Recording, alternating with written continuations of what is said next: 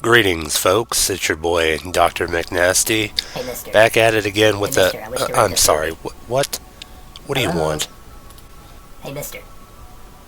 Hey, mister. I'm sorry, what? Can you speak up? Mister. Hey, mister. Hey, mister, I wish to rent this movie. Kid, can't you see I'm trying to film a video here?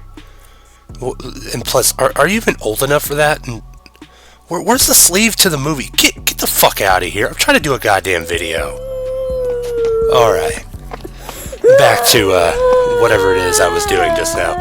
Alright, tonight I got a little fun little doozy for you. Instead of just analyzing one gross form of media, tonight I'm going to pick 5 underrated tunes from the 90s you probably never heard of. And if you have, it's probably very limited contact to it. I forgot what I was doing. On with the show. Alrighty, before we start this list, let's break down the rules. We are going to be picking 5 cartoons from the time span of 1990 to 1999, which luckily for us will also consist of both children's media and, of course, my favorite, adult media. So let's break it down to number 5. With number 5, we're starting off with Mission Hill. Mission Hill, surprisingly, is one of my all-time favorites, but due to the fact it is a little bit more well-known than other shows on this list, it has to rank at 5, sadly. Mission Hill is an American adult animated sitcom created by Bill Oakley and Josh Weinstein for the WB, but sadly it only aired for 5 episodes, ranging from 1999 to 2000, which still makes it eligible for this list. Unfortunately, it had to spend the rest of its runtime airing in reruns, even though they never did air on Cartoon Network's Adult Swim block from May 26th to August 11th, 2002. Honestly, I enjoyed this cartoon a great deal. It's what the kids would call woke, but it honestly was really good, and it dealt with character dynamics that really weren't seen at the time. We won't later see till like more adult series known as like Bob's Burgers, and it was progressive and the soundtrack fucking rocked. Yeah, sure. The art style was unusual and very modern, and honestly, like, I don't want to talk about it anymore because I encourage you to check it out.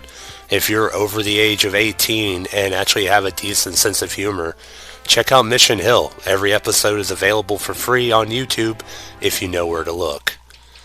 Alright! Everybody stop! Hi, Editor Doc here. Quick note, you may have noticed that I just brushed through the Mission Hill segment. That's because I'm actually planning on doing a video here in the next couple of months just explaining my deep love for Mission Hill. So if you're wondering why, compared to all the other segments, I just brushed right through that, that's why. And also, if you're thirsty for more Mission Hill that I've already done, you can watch our live stream that we did and post it on YouTube somewhere around me. There's probably either a link or a thumbnail.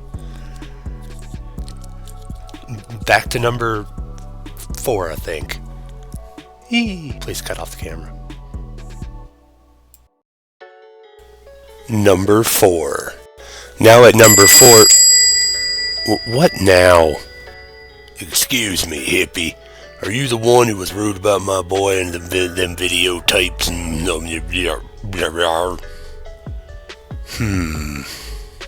You heard me, hippie. Excuse me a minute.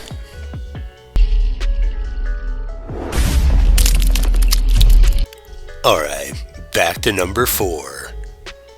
Coming in at number 4 is The Real Adventures of Johnny Quest. This rendition of Johnny Quest is interesting to say the least. This version would feature a more adult variant of the cast of Johnny Quest, featuring all original cast featuring Johnny, Haji, Race, Dr. Quest, Bandit, and a new addition, Jesse. The team would now investigate strange new phenomena, legends, mystery, and exotic locales, including ghosts. Action takes place in a virtual realm known only as Quest World. I know, it's a stupid fucking name. A three-dimensional cyberspace domain rendered with computer animation, which, I'm not gonna lie, it's reboot bad. It's reboot bad.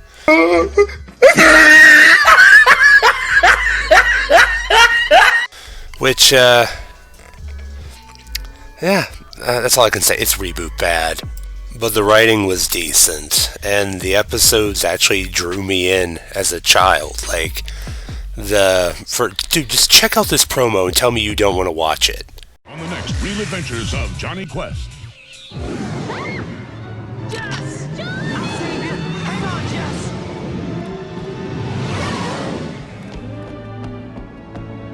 What was that all about? Bandit's onto something.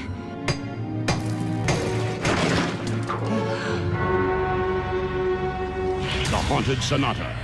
Next time on the Real Adventures of Johnny Quest. See? I told you. You're already fucking hooked, right? Why is there a body in the wall? What was that big glob? I have no idea. Either way, the show didn't fucking dumb shit down for us kids, and it kept it pretty fucking intense. So, all in all, definitely worth being number 4 on, underrated list, because I guarantee your bitch ass never heard of it. On to number 3. Number 3. Number 3 should rank higher, but due to the fact that it's come into popularity recently, it's kind of ranked on the lower ranks along with, Johnny Quest. But just like Johnny Quest, it is also a 90s revival of a past entry, which is Extreme Ghostbusters.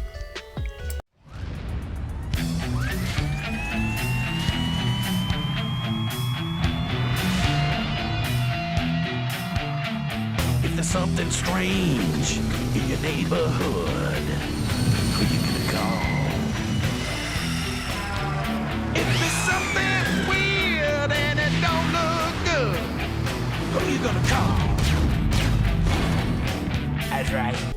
Fun fact about Extreme Ghostbusters, if you haven't noticed, this is my all-time favorite TV show to watch when I was a kid. I mean, I watched this show on the regular quite often. It's definitely a comfort show to me, and why not? The show takes place exactly right after the real Ghostbusters, which we all know how much of an icon that TV show was, unlike, that fake Ghostbusters. And as for the plot, several years after the end of the real Ghostbusters, a lack of supernatural activity kind of put the Ghostbusters out of business. So the members have gone their separate ways, leaving poor little Egon to teach a piss-poor fucking college program, who still lives in the firehouse and for some reason still coaxed Janine into working for him. I'm not quite sure. I think there's a shipping going on in that universe. But long story short, he teaches this college, and when the ghosts start to reappear, Egon is forced to recruit these students that are in his very lackluster class, which consists of Kylie Griffin, the goth genius, and pretty much the one everybody makes Rule 34 on, unfortunately, and also an expert on occultism. You have Eduardo Riviero, who is pretty much the Peter Venkman stand-in, but actually is a decent guy, unlike Peter Venkman is in the Ghostbuster continuity. You have Garrett Miller, who is the wheelchair athlete, who is kind of obnoxious, which is weird for somebody to cast somebody like that with a disability, but it kind of works because Garrett as a character also grows throughout the series, so it's kind of worth watching. And then you have Roland Jackson, who is like this studious, like, despite him being POC, they do white coat him, and it doesn't help. They have the voice actor who plays Carlton from Fresh Prince, Alfonso, to voice act Roland, but in a weird way, even people claim they white coat him. I don't think they do, because honestly, out of all the characters, he is also the most genuine and the most like kind, but also the most like Audi coded. I'm just gonna be real. His obsessions are so fucking weird.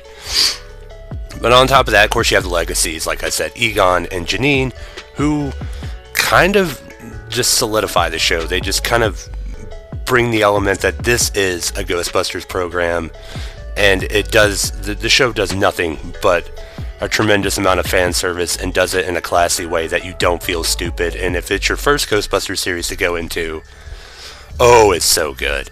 It's so good. I can literally sit here and talk for hours about why Extreme Ghostbusters is like the best out of not only 90s cartoons, but also out of like the Ghostbusters franchise. But dude, there's so many other better channels that do it, and Ghostbusters News is one of them.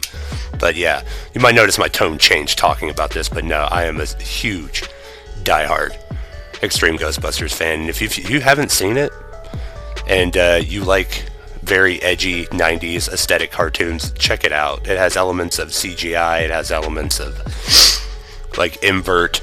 Whenever they use the proton packs, you're going to see a cool little invert special effect, which wasn't used in cartoons at the time. And I don't know, it's neat. It's neat. I wish it was higher on the list, but since due to the resurgence of Ghostbusters Afterlife and all that, it can't be. And plus, it might, you know, and I'm trying to be a little bit subjective, but on that note, on to number two.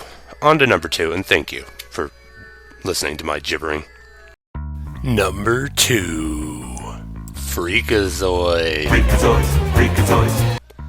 Freakazoid is an American superhero comedy animated television series, wow, that's a lot, animated by Bruce Timm and Paul Dini, and developed by Tom Ruegger and for the Kids WB programming block for, well, the WB.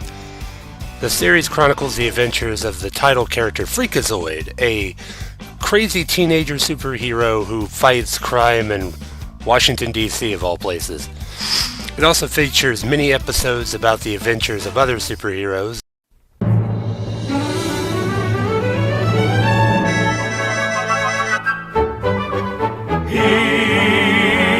He feels no pain, he can fly quite fast. In feats of strength he is unsurpassed. His grip is firm, never quavery. Britannia superhero, he's no bravery.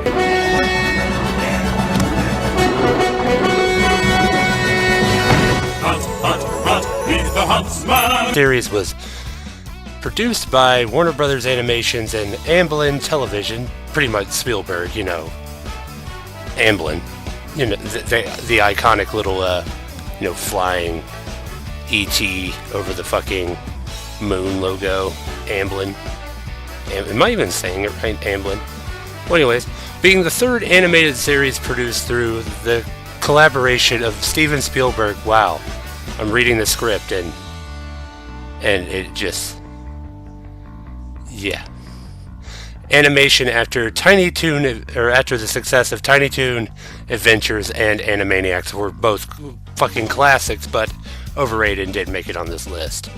Bruce Timm, best known for the producer of DC Animated Universe, which is awesome, but also too well known for this list. Originally intended for the series to be a straightforward superhero action-adventure cartoon with comic overtones, but the executive producer Steven Spielberg requested it to be a flat-out comedy, and the show is similar to the fellow Ruegger-led programs such as Animaniacs, having a unique style of humor including slapstick, fourth-wall breaking, parodies, surreal humor, and pop culture references. He was Deadpool before Deadpool, and honestly, this was my all-time. I say this about all of them, haven't I? I've literally said this about all of them.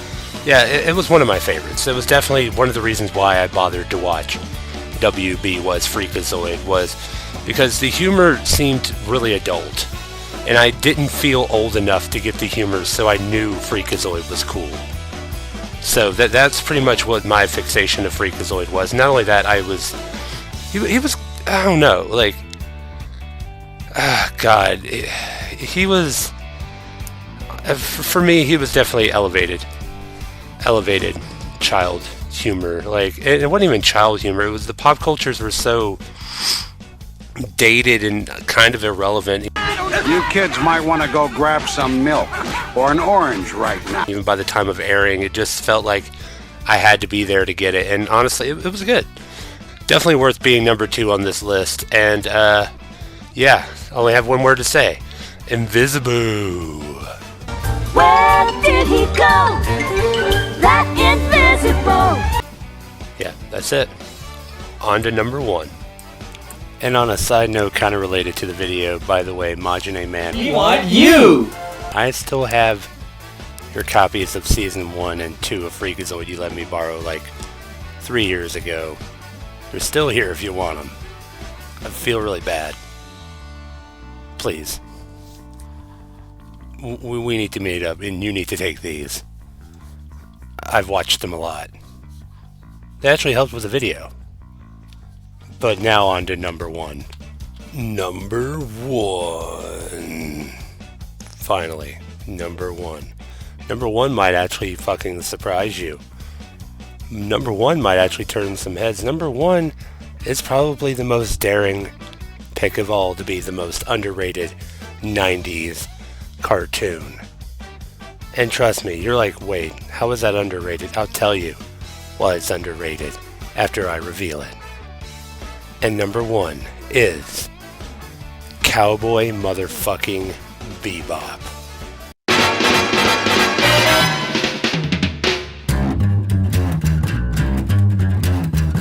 I think it's time we blow this scene. Get everybody in the stuff together. Okay, 3, 2, 1, let's jam. Yeah. Go ahead, haters. Go ahead and say, well, it's pretty mainstream. Well, not mainstream enough. Even after a failed Netflix special or series, it's not fucking enough. And let's learn some roots about it.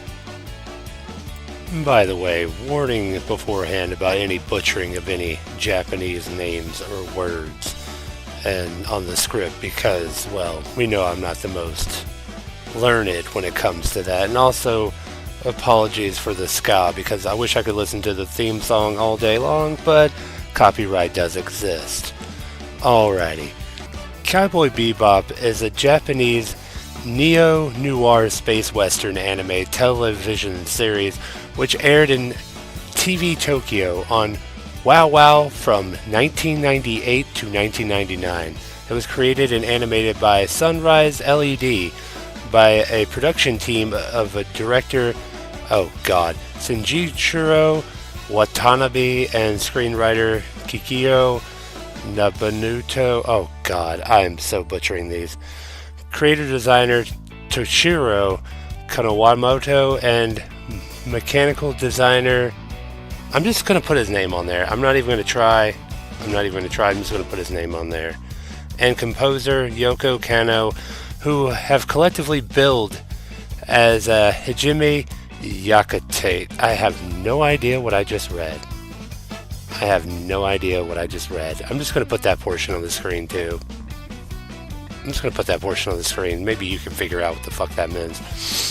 The series ran 26 episodes. Dubbed version is set in the year 2071 and follows the lives of traveling bounty hunter crew aboard the starship, the Bebop. Although incorporates a wide variety of genres, the series draws most heavily from science fiction, western, and noir films. And most prominently themes existential boredom, loneliness, and my favorite, the inevitability to escape the past. Wow. That's pretty complex and so fucking hard to say at fucking 3:56 in the morning when reading a script. The series was dubbed into English by Animes and ZRO Limited Productions. It was originally licensed in North America by Bandai Entertainment. We all know Bandai and love it. And now is licensed by Crunchyroll and in Britain by Bees Entertainment. Now, yeah. Well, look at that. You found out some fun facts about one of my favorite cartoons. And honestly, the reason why it is one of my favorite cartoons is one of the first cartoons that can actually make me cry. The last episode will rip your fucking heart out. Just trust me. It's deep, it's complex, and honestly, it's not for all ages, but it's definitely worth a one-time series viewing. So yeah, Cowboy Bebop is definitively number one, the most underrated piece of animated media from the 90s. And I stand by it. You can go ahead and shit all you want in comments. Go ahead, I want you to. I want you to tell me how wrong I am in the comments. Alright. Well, that's it for the list. On with the outro. Thank you guys for tuning in for my top 5 underrated cartoons, you might notice that I am live action. And yeah, it's because I've had a doozy of a time making this video. And I mean a doozy of a fucking time making this video. I started doing this in December when I started initially scripting and filming, at least the audio portion of this video. And I didn't get it done till February 9th of our Lord and Savior year of 2024. I don't know why I said it weird like that, but yeah, if you don't mind, just liking and subscribing, and hell, even click that bell for notifications, because I put a lot of work in these, even though they're kind of sloppily put together. I'm not gonna lie, I didn't even want to initially post this video because I knew it was either going to be A, copywritten, or B, just not good.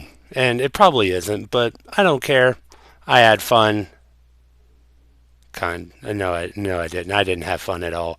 But anywho, thank you guys for being great coffin cadets and sitting through my god-awful content. And I promise, updated follower list coming soon. Bye! Hey, I'm live action.